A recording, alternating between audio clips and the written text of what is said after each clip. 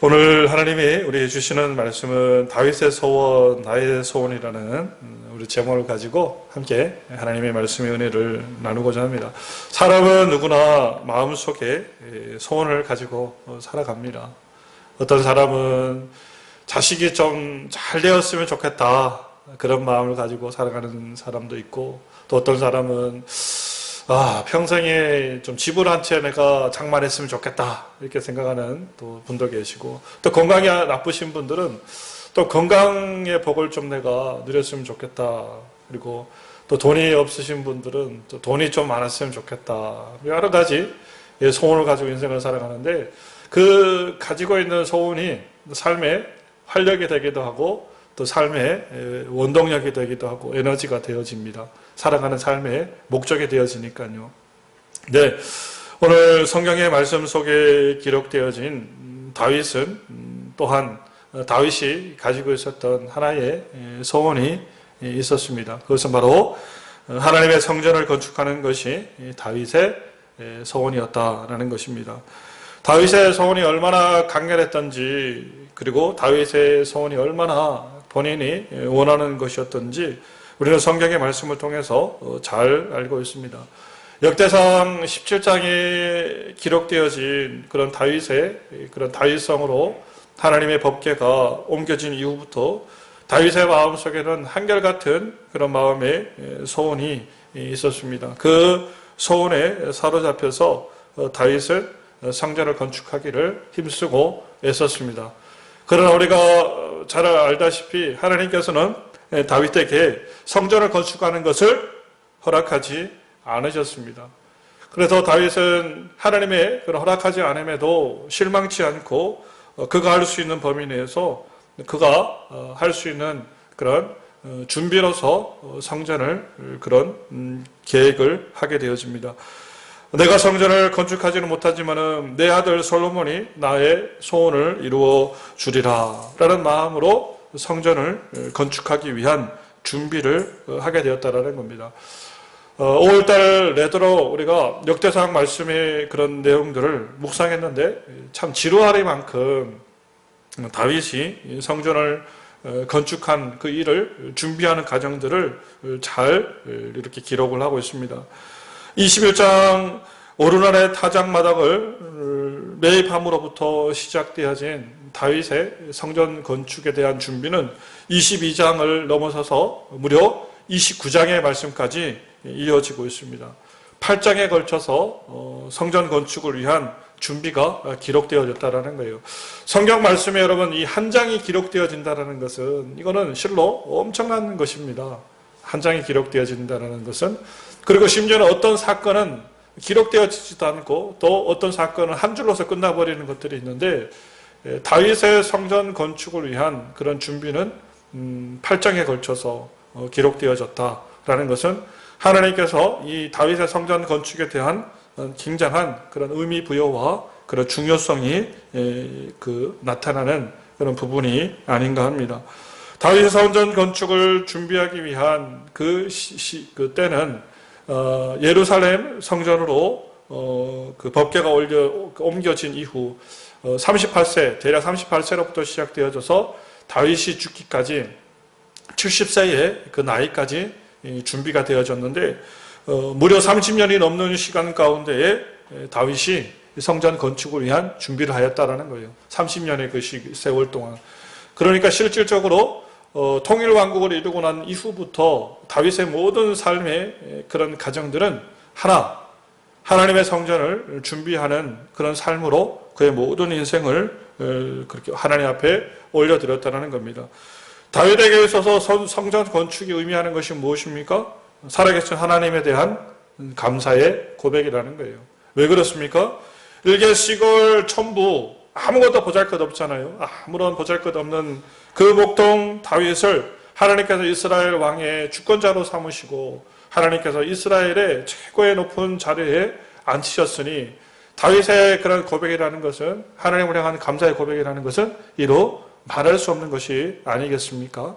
그래서 다윗은 하나님 앞에 성전을 올려드리는 것이 아니라 사실은 감사를 올려드리는 거였습니다. 그리고 성전을 건축하는 것이 일개 그냥 하나의 건물을 올리는 것이 아니라 그의 신앙의 고백이 되었다라는 겁니다. 그렇기 때문에 그는 사명을 다해서 그리고 온 힘을 다해서 하나님 앞에 성전을 올려드리기 위해서 힘을 썼다라는 겁니다. 여러분, 다윗의 성전 건축의 의미를 지금 이 시간 우리의 삶에 적용시켜 보도록 하겠습니다. 성전을 건축한다는 것이 무엇인지, 성전을 건축한다는 것이 오늘날 우리들에게 어떤 의미를 주고 있는 것인지를 살펴보고자 합니다. 우리는 하나님이 원하시는 보이지 않는 집을 지어 하나님 앞에 올려드리는 영적인 건축자이다. 우리는 뭐다? 영적인 건축자이다. 하나님 나라 가운데 하나님의 집을 짓기 위해서 이 세상에 보내진 그런 존재다라는 사실들을 먼저 우리가 깨달을 수 있는 은혜가 있으시기 바랍니다. 그래서 성경에 기록되어진 내용들을 보면은 우리가 영적인 건축자다라는 말씀의 내용들이 기록되어져 있는데, 우리 마태복음 7장 27절, 24절 이하의 말씀 속에 말씀으로 우리가 집을 짓는 자다라고 성경은 기록하고 있지요. 그리고 고린도전서 3장 16절 말씀에 보니까 우리가 성령의 전을 이루는 자들이다라고 고린도전서는 우리들에게 말씀을 하고 있습니다. 그리고 마태복음 16장 18절 말씀 속에 기록되어진 것처럼 베드로를 통해 가지고 하나님은 이 땅 가운데 교회를 세울 것을 말씀하시고 명령하셨다라는 거예요. 그리고 마지막 우리의 인생의 종착점에서는 우리가 천국을 향한 하늘나라의 집을 이루는 자들이다라고 고린도후서 5장 1절 말씀 속에 기록을 하고 있다라는 겁니다. 이런 말씀의 내용들을 근거로 봤을 때에 우리가 평생 세계의 성전을 짓고 살아가는 사람, 우리의 마음에 성전을 짓고, 그리고 우리가 보이는 하나님의 교회, 예배당을 이루는 공동체를 짓고, 그리고 천국의 집을 짓는 그런 삶을 살아가는 것이 우리의 사명이다라는 겁니다. 이 세계의 성전은 서로 연결되어져 있는 것입니다. 징검다리와 같은 거예요. 여기에서 저기를 넘어가기 위해서 딛고 넘어갈 수 있는 징검다리와 같은 역할을 하는 것이 이 세계의 성전이라는 겁니다. 계단처럼 이어져 있는 것이 이 세계의 성전이라는 거예요. 이 세계의 성전은 마치 밥상과도 같다라는 겁니다. 하나님께서 차려놓으신 밥상과도 같다라는 거예요. 하나하나가 제 역할을 감당할 때 그 밥상이 온전히 세워지듯이, 그것이 밥상의 다리가 부러져 버리면은 상이 무너져 버리듯이 우리의 마음의 성전과 하나님의 교회와 그리고 저 천국은 하나의 맥으로 다 연결되어진 그런 의미를 가지고 있다는 겁니다. 우리의 마음의 성전이 파괴되어져 버리면은 우리가 예배 자리에 나올 수 있습니까? 예배 자리에 나올 수 없죠. 그 하나님 앞에 이 자리에 나와서 우리가 예배 드리지 않으면은 여러분의 마음속에 믿음이 있다라고 이야기를 할 수 있습니까? 없죠. 그리고 결국에는 우리의 마음의 성전을 짓고 하나님 앞에 예배할 때 비로소 어디가 이루어지는 거예요? 하늘나라 천국이 이루어지는 거예요. 그러니까 모든 그런 성전의 그 관계들이 유기적인 관계를 통해 가지고 하나의 맥으로 이어지고 있다라는 그런 말씀입니다. 여러분, 온전한 하나님의 성전을 이룰 수 있는 거룩한 은혜가 있으시길 바랍니다. 내 마음의 첫 번째, 여러분, 마음의 성전을 지으시기 바랍니다. 내 마음의 성전을 짓자. 따라해 봅시다. 내 마음의 성전을 짓자. 우리의 마음속에 성전을 지으시기 바라요. 이 성전을 짓기 위해서 필요한 것이 바로 뭐냐면은 믿음이라는 거예요. 믿음. 할렐루야. 기초 작업이에요. 기초 작업이라는 겁니다. 이 터라는 거예요. 터. 믿음의 터 위에 우리가 성전을 짓지 않으면은, 우리가 믿음이라는 것을 가지지 않고서는 하나님의 성전을 우리의 마음속에 이룰 수가 없다라는 겁니다. 그래서 히브리서 16장 6절 말씀 속에 믿음이 없이는 하나님을 기쁘시게 할 수 없다라고 성경은 기록하고 있습니다. 다윗이 인정하였던 하나님의 살아계심과 인도하심을 믿음 없이 여러분 받아들이시길 바랍니다. 그 인도하셨던 하나님이 오늘 우리들의 삶 속에 누구를 인도하고 있다? 나를 인도하고 있다. 여러분을 인도하고 있다라는 그 믿음을 가지고 하나님 앞에 나아갈 수 있는 은혜가 있으시길 바랍니다. 부부 사이에 있어서 중요한 것이 뭡니까? 신뢰와 믿음이죠. 그죠? 부부 사이에 신뢰와 믿음이 없다면 부부 사이에는 더 이상 존속되어질 수가 없습니다. 부부 사이에 신뢰와 믿음이 없으면 깨어지고 말을 겁니다. 비단 부부 관계뿐입니까? 사람 사이에서 마찬가지지 않아요? 사람들이 친구를 사귀는 데 있어서 야, 저 친구는 도저히 믿을 수가 없어. 그러면 여러분 그 관계를 이뤄낼 수 있습니까? 없죠. 사업적인 관계도 마찬가지예요. 저 사람은 100% 뭐다? 사기꾼이다. 저 사람한테 그냥 꼬이기만 하면은 엄청난 손해를 본다 그러면 우리가 그 사람을 가까이 하겠습니까? 하지 못하죠. 그러니까 인간적 관계이든 부부적 관계이든 모든 이 세속의 관계 또한 신뢰와 믿음의 관계를 가지고 우리가 살아가는 것인데, 하나님의 관계는, 우리가 영적인 세계 하나님의 관계는 말해 못하겠습니까? 하나님의 앞에 나아갈 때 하나님을 믿는 자라는 그 신앙의 기본적 전제는 무엇을 가지고 가는 것이다? 믿음을 가지고 가는 것이다. 내 마음의 성전을 이루기 위해서 가장 필요한 것이 바로 뭐다? 믿음의 관계라는 거예요. 여러분 믿음을 가지시기 바랍니다. 믿음을 가지시기 바랍니다. 믿음을 가지셔야 돼요. 그래서 이 성경의 모든 말씀의 내용들이 믿음에 대한 이야기입니다. 믿음에 대한 이야기예요. 믿지 않던 사람이 여러분처럼 저처럼 하나님을 믿지 않던 사람이 하나님을 믿게 되어진 사건을 이 성경은 기록하고 있다는 겁니다.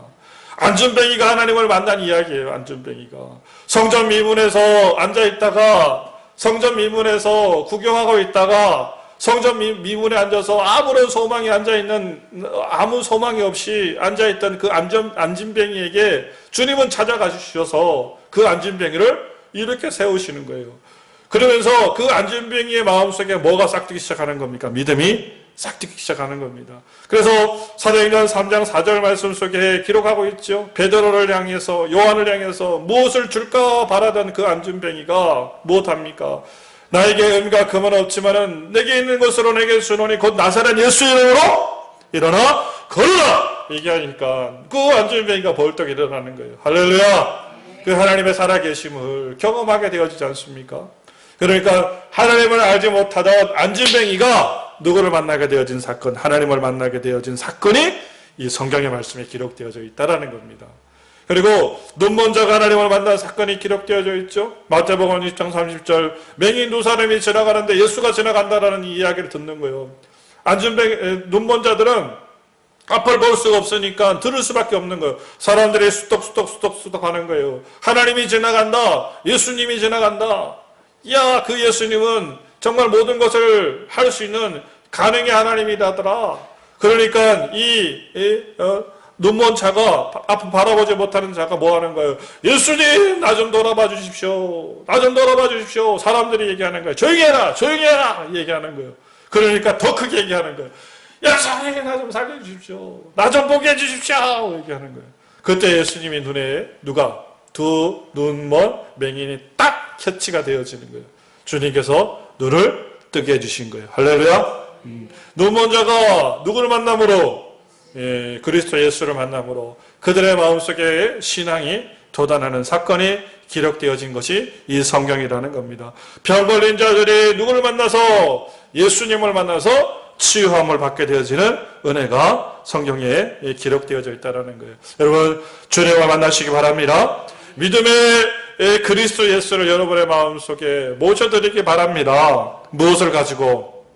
믿음을 가지고. 여러분 믿으시기 바라요. 믿음을 가지시기 바랍니다. 믿지 않고서는 주님을 우리 마음속에 모셔드릴 수 있는 방법은 천하에 없어도 없다라는 거예요. 그래서 여러분 그 믿음의 은혜가 여러분의 삶 속에 임하시길 바랍니다. 오늘 성경에 기록되어져 있던 수많은 믿음의 사람이 누구를 만났듯이 그리스도 예수를 만났듯이 여러분을 향해서 찾아오시는 그 주님을 여러분들이 만나셔야 될 줄 믿습니다.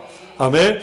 그 빛의 은혜의 축복이, 그 만남의 축복이 여러분의 심령 속에 가득 임하시길 바랍니다. 그 빛으로 오시는 그리스도 예수를 여러분 마음의 그 빗장을 열고 모셔드리시길 바랍니다. 그 주님을 여러분의 심령 속에 자리할 수 있도록, 그 주님이 여러분의 마음 속에 들어올 수 있도록, 그 주님이 여러분의 마음을 차지할 수 있도록 여러분 그 마음의 문을 열고 주님을 받아들일 수 있는 은혜가 있으시길 바라요. 오늘 이 시간 주님의 빛이 여러분의 심령 속에 임하시길 바랍니다. 믿음의 빛이 임하시길 바랍니다. 아멘.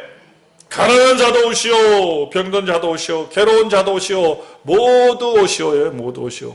우리가 와서 믿기만 하면은 주의 성전이 될 줄 믿습니다. 아멘. 자, 우리 크게 한번 따라해 봅시다. 하나님, 나에게 믿음을 주옵소서. 믿음을 가지셔요. 믿음을 가지셔야 돼. 믿음을 가지셔야 돼. 믿음이 없이는 절대로 하나님 앞에 나아갈 수 없습니다.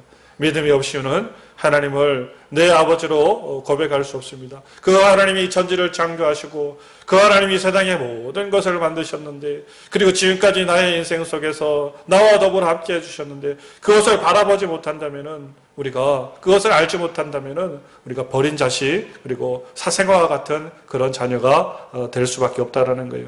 우리 신혁이의 주 아들 딸 잘 키워놨는데 그 나중에 하는 얘기가 그래요. 아버지가 나한테 해준 게 뭐 있어요? 엄마가 나한테 해준 게 뭐 있어요? 이거는 우리가 뭐라 그래요? 배은 망덕하게 망덕이다 그래요. 아버지가 나에게 해준 게 뭐였어요? 삿대질하고. 엄마가 나에게 해준 게 뭐였어요? 삿대질한다 그러면 이거는 배은 망덕이다 그러는 거예요. 하나님께 나에게 얼마나 큰 은혜와 풍성한 은혜를 주셨는데 우리가 깨닫지 못한다면 이것은 우리가 하나님 나라 가운데 배은 망덕한 사람이 될 수밖에 없다라는 거예요. 여러분 믿음을 가지시기 바랍니다. 그래서 그 믿음을 가지고 우리의 마음속에 주님을 모셔드릴 때 제한시키지 마시고, 하나님께서 하시는 일들을 제한시키지 마시고 그분이 내 안에 들어와서서 일할 수 있도록 우리가 믿음의 길들을 활짝 열어놓으셔야 돼요. 그래야 내 안에서 주님의 역사들이 일어나고 주님께서 마음껏 우리 안에서 역사하며 기적과 이적의 능력의 사역들을 펼쳐나갈 수 있는 그런 역사들이 일어난다는 겁니다. 제한시키지 않는 은혜가 있으시기 바랍니다. 여러분의 마음의 첫 번째 뭐가 돼야 돼요? 성전이 돼야 된다. 성전이 되시기 바랍니다. 여러분 우리가 또 두 번째 하나님의 교회를 세워야 된다 그랬죠. 보여진 하나님의 교회, 이 믿음의 교회를 우리가 세워나가는 것이 이 시대에 우리가 하나님께 우리들에게 주시는 사명이라는 겁니다. 시대가 너무 악해요. 시대가 너무 악해요. 교회가 무너져 내리고 있습니다. 세상으로부터 교회가 공격을 당하고 있습니다. 너덜너덜해졌습니다. 교회가 상처가 그냥 투성이 교회가 되었습니다. 세상의 사람들은 교회를 향해서 손가락질하는 거예요. 이야, 하나님은 죽었다. 하나님이 죽었다. 교회에 희망이 없다. 교회에 희망이 없대요. 교회가 세상보다 못하다. 막 이런 이야기들을 하고 있어요. 우리가 많이 듣지 않습니까? 너 교회 다니냐? 교회 다니는 사람들을 마치 바보 취급하고 어리석은 사람 취급하는 그런 시대에 우리가 살아가고 있습니다. 그러나 우리는 그렇게 외치는 사람을 향해서 우리가 반대로 우리도 세상을 향해 외쳐야 합니다. 교회에 희망이 있다. 할렐루야. 교회는 망하지 않는다. 교회에 소망이 있다. 그렇게 우리가 외쳐야 될 줄 믿습니다. 왜 그렇습니까? 바로 여러분들의 희망이고 소망이기 때문에 그렇다라는 겁니다. 할렐루야. 누가 소망이다? 내가 소망이에요.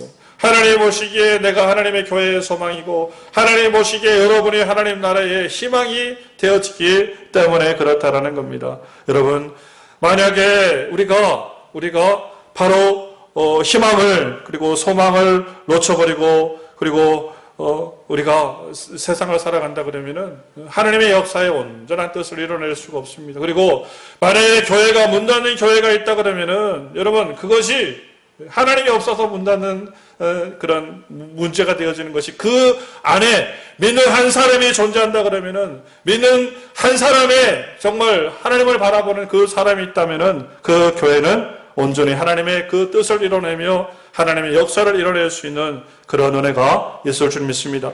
하나님이 찾으시는 한 사람 예배자가 여러분 되시길 바랍니다. 아멘. 아직 우리 대한민국은 그런 교회에는 여러분 소망과 희망이 있습니다.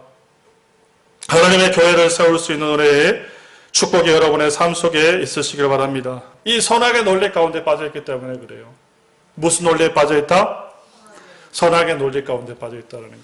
하나님의 교회는 여러분 선악의 논리 가운데 빠져있는 것이 아니라 하나님의 교회는 생명의 논리 가운데 빠져있다는 겁니다. 여러분 마태복음 5장 우리 39절 말씀 속에 기록하고 있는 내용을 우리가 살펴보시기 바랍니다. 원수가 나를 송사하여 속옷을 가져가기를 원할 때 선악의 논리에 빠져있는 사람은 어떻게 하는 사람입니까? 원수와 싸워서 옳고 그름을 우리가 판결할 거 아닙니까?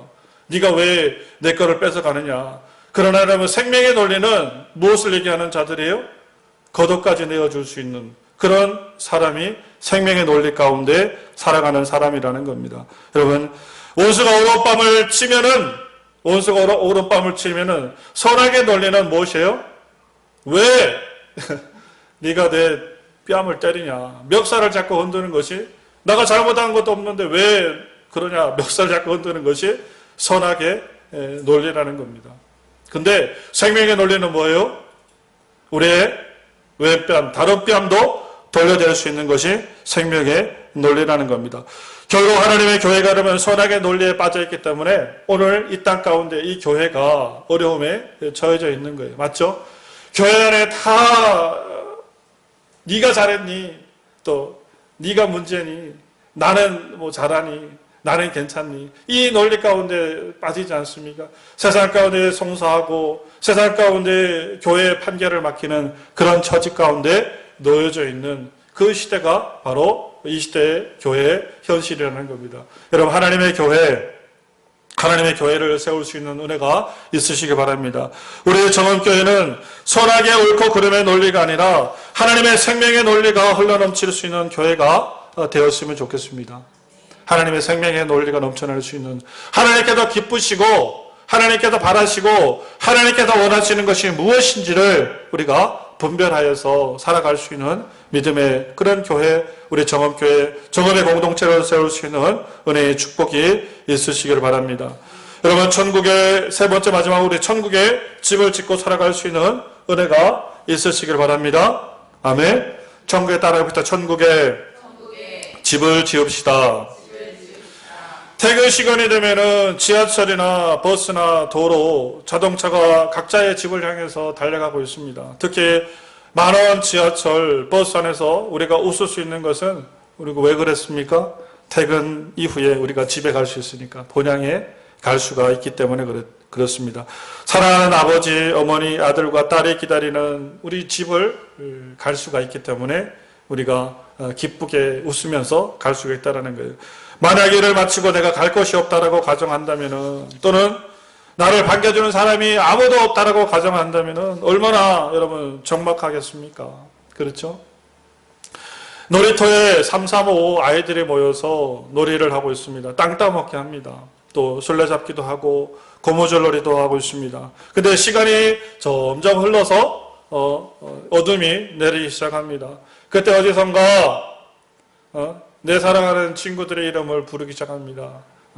영희야, 밥 먹어라. 네, 엄마. 또는 철수야, 밥 먹어라. 네, 아빠. 한 사람 한 사람 그 부름의 이름에 응답하여서 벌떡벌떡 일어나 먼지를 툭툭 털며 자리를 일어납니다. 내 집에 갈게. 밥 먹으러 갈게. 내일 학교에서 봐. 자리를 박차고 한 사람도 망설임 없이 그 자리를 떠나서 저 집으로 가버리고 말았습니다. 그때 덩그러니 한 사람 앉아 있습니다. 아무도 부르니 없는 그 적막한 자리.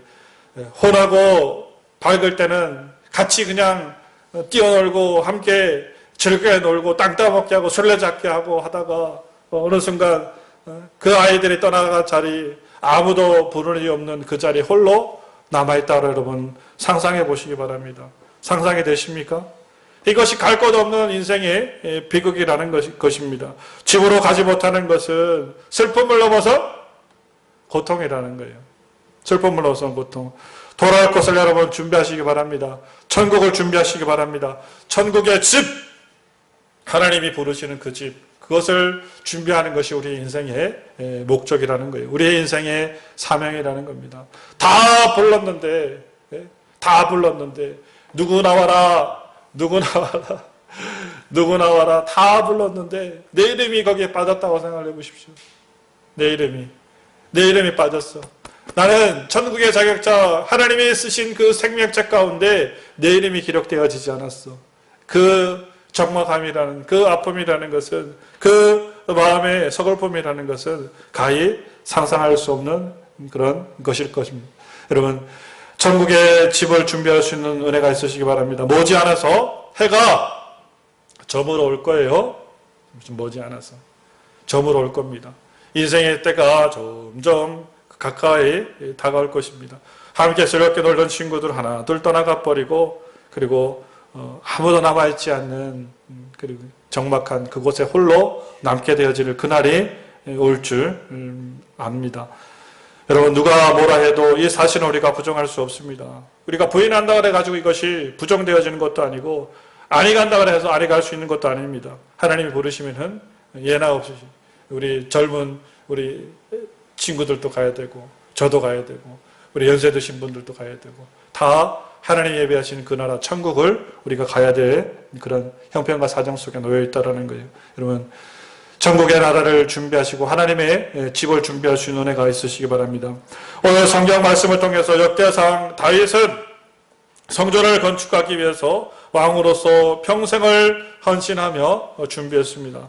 오늘 읽었던 본문의 말씀 역대상 19장 1절 말씀 속에 그리고 2절 말씀 속에 3절 말씀 속에 다윗은 이러한 마음을 가짐으로 하나님의 집을 그리고 그 하나님의 성전을 준비했다라는 거예요. 성전은 사람을 위한 것이 아닌 누구를 위한 것이다? 하나님을 위한 것이다. 그리고 성전을 준비함에 있어서 다윗은 무엇을 다했다? 힘을 다하였다. 그리고 다윗은 하나님의 성전을 사모하는 그 사모함으로 정말 원함으로 마음속에 간절함으로 하나님의 성전을 사모하였다라고 성전은 기록하고 있습니다. 오늘 하나님의 성전을 준비할 자가 누구입니까? 바로 하나님의 나라를 준비하는 하나님의 천국을 준비하는 하나님의 성전을 준비하는 우리들이라는 거예요. 하나님의 천국을 준비하고 하나님의 성전을 준비하고 하나님의 나라를 준비하는 그런 은혜가 있으시기 바랍니다. 하나님께서 저에게 물으시면은 건목사에게 소원이 무엇이냐라고 물으면은 저도 똑같이 대답할 것 같아요. 다윗처럼 하나님의 성전을 이루는 것이 저의 소원입니다. 저의 소망입니다. 그리고 하나님 우리 정음교회가 기쁨과 그리고 행복이 넘치는 교회가 되었으면 좋겠습니다. 그리고 하나님 우리 교회가 하나 되어서 신앙과 그런 믿음 안에서 서로의 사랑을 확인하고 서로가 격려하고 서로가 따뜻함으로 교회를 이뤄나갈 수 있는 그런 교회가 되었으면 좋겠습니다. 라고 하나님 앞에 고백할 것 같습니다.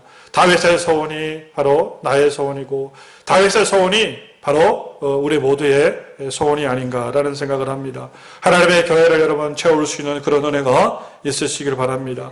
하나님의 교회가 하나님의 그런 부으신 은혜로 충만하게 넘쳐나서 이 교회 가운데 성교가 일어나고 구제가 일어나는 그런 은혜의 복들이 있는 그런 2019년도 열매 맺는 정음교회 하나님이 주시는 큰 은혜로 이 교회가 채워지는 믿음의 교회가 되시기를 그리고 우리 귀한 성도님 되시기를 간절히 바랍니다. 이 시간 우리 함께